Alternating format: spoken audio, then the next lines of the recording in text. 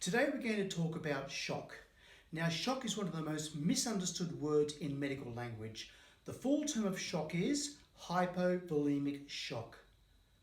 Hypo means low, vol means volume, emi means blood. It simply means low volume of blood.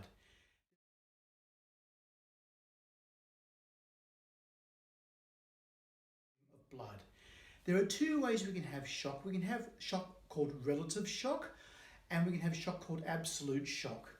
Now, absolute shock is when we actually physically lose blood, and relative shock is when our pipes, our veins, our arteries, etc. expand, they dilate, and our blood pressure drops.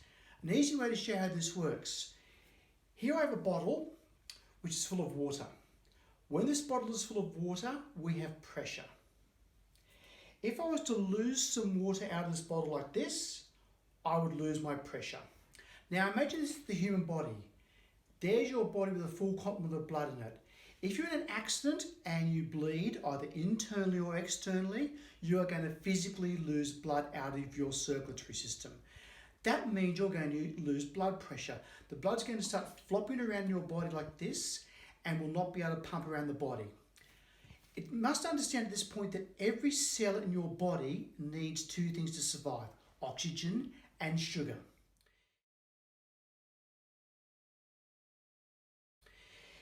If the brain, for example, does not get a supply of oxygen and sugar, the brain will start not working properly.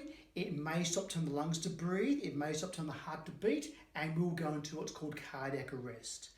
Now, when we lose blood like this, we've lost blood pressure. If you imagine this is the human body, and here's the feet and here's the head, we are not going to be able to get blood pumped up to the head where the brain is, which means the brain's going to miss out on blood, therefore oxygen and sugar, and that's when things can happen like cardiac arrest.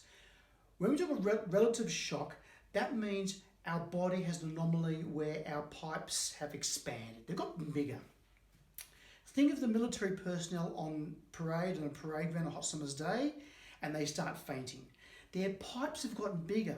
So this 600ml bottle of water, the container, imagine the container becomes a 1 litre container, but there's still only 600 mils of water in there, blood in there. The volume of liquid will drop down like this. Okay? Now, the brain says, I need blood to get the oxygen and sugar to the brain. The brain will make you fall over, fainting. So fainting is the brain's defense mechanism to get blood to the brain to deliver oxygen and sugar to the brain. This is what we call relative shock.